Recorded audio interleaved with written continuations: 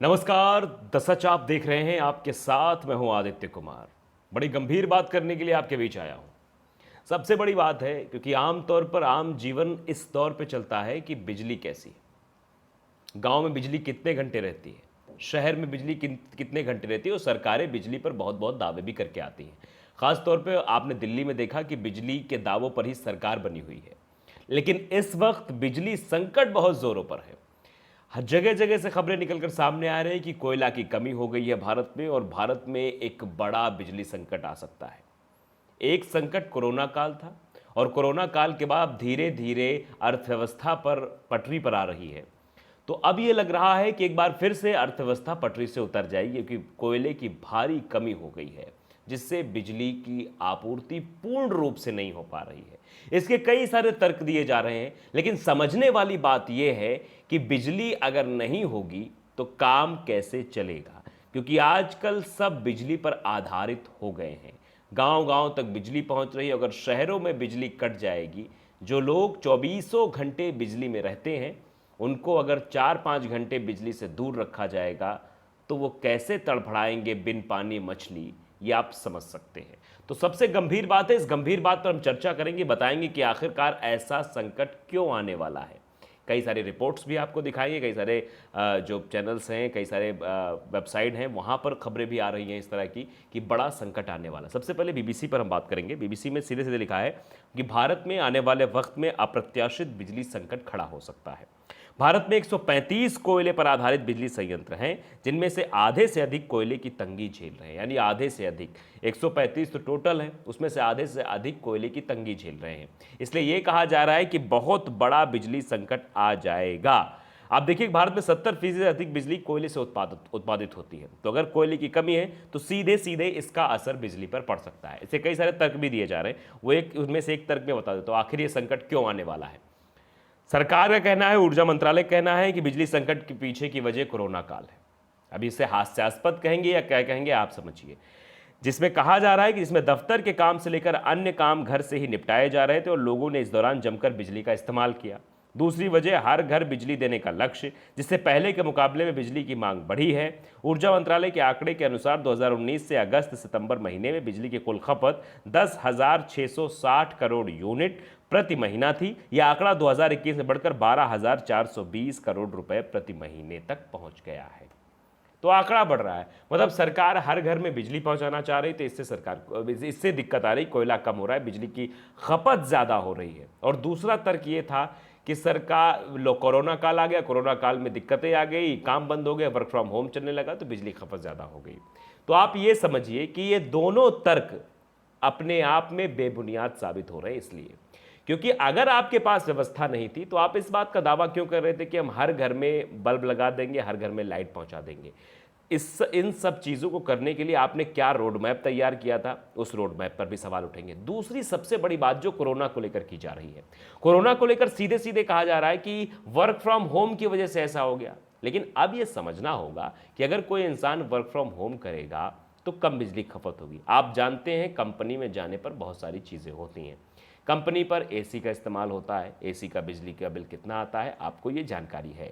बहुत सारी चीज़ें होती, लाइट्स होती है, तमाम तरह के इक्विपमेंट्स होते हैं जिनसे जो है भारी मात्रा में बिजली खपत होती है। जबकि एक घर में आम इंसान जब काम करता है तो वो सुविधाओं के अभाव में भी काम को कर लेता है। नेट लगवा लेगा, उसके बाद वर्क फ्रॉम होम करेगा, एसी की कोई उसे आवश्यकता नहीं भी होगी तब भी चलेगा। वह करता भी है तो आमतौर पे घरों में एसी यूज़ होती रहती है, वो उसमें बैलेंसिंग हो जाता है। तो सरकार की तरफ से यानी ऊर्जा मंत्रालय की तरफ से दिए गए दोनों तर्क मुझे खासतौर पर बेबुनियाद लग रहे हैं। इन तर्कों को तो फिलहाल नहीं देना चाहिए। फिलहाल ये ज़रूर हुआ है कि बिजली की खपत बढ़ी है, लेकिन खपत अगर बढ़ रही है तो उसके लिए सरकार ने क्या प्रावधान कर रखा है, क्या रोड मैप तैयार कर रखा है, कैसे बिजली की खपत अगर ज़्यादा हो रही तो हमको कैसे बिजली ज़्यादा पैदा करनी, ज़्यादा उत्पन्न करनी है, इस पर सोचकर सरकार को आगे कदम बढ़ाना चाहिए। अगर ये कहा जा रहा है सरकार की तरफ से कि हम हर घर तक बिजली पहुंचाएं, इसलिए बिजली खपत 2019 से लेकर 20 तक में काफ़ी फासला बढ़ा है। बहुत सारी चीज़ें हैं। अब देखिए, ये दिल्ली में भी एक संकट बहुत तेज़ी से आया। आज तक की एक रिपोर्ट में छपा हुआ है कि कोयले की कमी, दिल्ली में बिजली संकट टालने को लेकर बैठक, केजरीवाल का पीएम को खत। कोयले की किल्लत को लेकर दिल्ली के मुख्यमंत्री अरविंद केजरीवाल ने प्रधानमंत्री तक को चिट्ठी लिख दी है। प्रधानमंत्री जी से कहा है कि उन्होंने थर्मल पावर प्लांट में कोयले की किल्लत और कोयले की मौजूदा स्टॉक की जानकारी दी कि अभी तक थर्मल पावर कॉरपोरेशन में और कोयले का कितना स्टॉक बचा है। बहुत तगड़ी ये बिजली की मार आने वाली है। देखिए, और भी आपको बताते हैं, राजधानी दिल्ली में बिजली आपूर्ति करने वाली तीनों बिजली कंपनियों BSES राजधानी, BSES यमुना और TPDDL के अधिकारी मौजूद हैं। ये बैठक चल रही है। बैठक में ये चर्चा हो रही है कि कोयले की कमी से उत्पन्न हुआ बिजली संकट कितना बड़ा है और उसे कैसे टाला जा सकता है। इधर कोयले की किल्लत को लेकर दिल्ली के मुख्यमंत्री अरविंद केजरीवाल ने प्रधानमंत्री मोदी को चिट्ठी लिखी, जैसा कि हम पहले आपको बता चुके हैं। तो कोयले की किल्लत हो रही है। अरविंद केजरीवाल बार बार यही चिल्लाकर अपनी सरकार बनवाते थे कि हम बिजली फ्री दे रहे हैं। कहीं ये वजह तो नहीं हो गई फ्री बिजली के चक्कर में आदमी ने ज्यादा बिजली इस्तेमाल करनी शुरू कर दी? ये भी बात निकलकर सामने आ सकती है। चलिए, फिलहाल वो तो अलग की बात है, लेकिन अब एक बार फिर से 5 राज्यों में विधानसभा चुनाव से हम इसलिए जोड़ रहे हैं क्योंकि जहां जहां चुनाव हो रहे हैं, अपने दिल्ली वाले मॉडल को लेकर आम आदमी पार्टी कूदती नजर आ रही, चाहे वो उत्तर प्रदेश की बात करें या फिर उत्तराखंड की बात करें। उत्तराखंड में जैसे ही बिजली की बात कही थी, उस वैसे ही कल सर्वे दिखा रहा था सी वोटर का कि 15% वोट बैंक तैयार कर लिया है आम आदमी पार्टी ने उत्तराखंड में। तो ये चीजें निकलकर सामने आ रही है। बिजली और पानी पर सियासत होती रहती है, लेकिन अब यह समझना होगा, अगर बिजली नहीं होगी तो काम कैसे चलेगा, ये बड़ा संकट आ रहा है। और देखिए, एक खबर और हिंदुस्तान की ऊपर के आपको सुना देता हूं। कोयला संकट, बिहार में बिजली की किल्लत, गांवों में भारी कटौती, बिजली कंपनी का केंद्र से कोटा बढ़ाने का अनुरोध।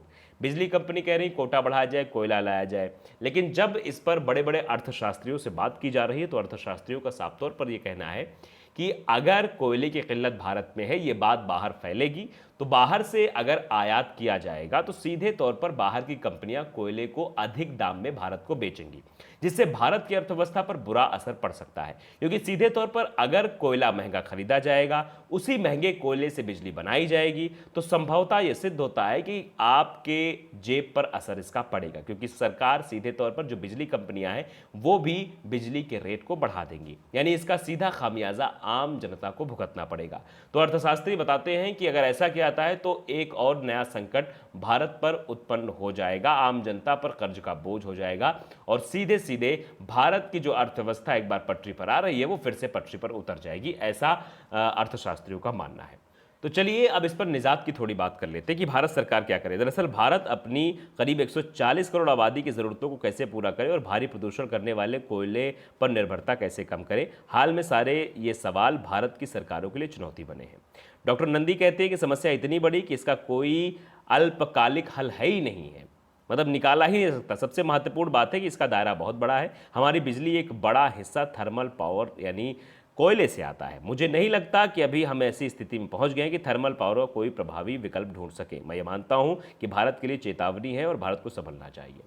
चलिए, ये बात हो गई, लेकिन अब हम बिजली की इस कटौती पर थोड़ी और बात करना चाहते हैं। सरकार को इस दिशा में भी ध्यान देना चाहिए, वो सोलर पैनल को बढ़ावा दे। अगर सरकार सब्सिडी देना शुरू कर देती है, घरों पर बिजली की खपत कम होगी और अगर सोलर पैनल आसानी से कम रेट में, उचित रेट में अगर जनता को उपलब्ध हो जाएंगे तो स्वाभाविक तौर पर जनता इसका इस्तेमाल करना शुरू कर देगी। और आप जानते हैं कि सूर्य की रोशनी कम नहीं होनी है। हो सकता है बारिश के दिनों में भले ही कोई दिक्कतें आपके सामने आ जाए, लेकिन ये संभवतः अच्छा विकल्प सरकार के लिए हो सकता है। इससे बिजली की खपत को रोका जा सकता है और आने वाले समय में इस समस्या से हम निजात पा सकते हैं, यानी भारत की अर्थव्यवस्था तेजी से आगे बढ़ेगी। तो सरकार को इस बारे में, यानी सोलर पैनल को बढ़ावा देने के लिए सब्सिडी जैसी कोई व्यवस्था शुरू करनी चाहिए, ताकि आम जनता बिजली पर निर्भर ना होकर इस पर निर्भर हो, सोलर पर निर्भर हो, जिससे इस समस्या से देश को निजात मिल सके, आम इंसान को निजात मिल सके और आम इंसान के जेब पर भी इसका असर पड़ता ना दिखाई दे, ताकि वो बाद में सरकार पर सवाल ना खड़ा कर सके।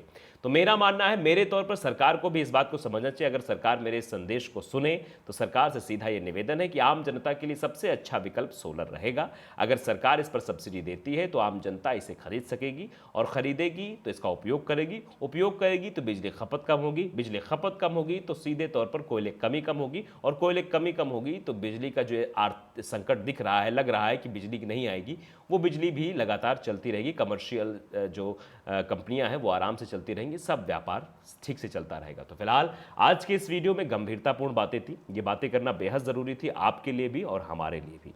तो फिर साफ तौर पर हमने ये बात आपके सामने रखी है और हम आपसे जानना चाहते हैं कि हमारा ये सुझाव आपको कैसा लगा। क्योंकि हमें लगता है सुझाव बेहतर है। आप अपने कमेंट के जरिए ये राय ज़रूर हमें दीजिए और बताइए कि क्या सरकार को इस दिशा में कदम बढ़ाना चाहिए। हाँ या ना में आप जवाब लिख सकते हैं या फिर अपने विचार भी हमसे साझा कर सकते हैं। तो सच को अगर आपने सब्सक्राइब नहीं किया है तो सब्सक्राइब कर लीजिए, बेल आइकन जरूर दबाइए ताकि ऐसी खबरें आप तक पहुंचती रहें। सच खबरें आप तक पहुंचती रहें, खबरों के अलावा कुछ ऐसी चीज़ें जो आपको जाननी ज़रूरी है वो भी आप तक पहुंचती रहें। नमस्कार।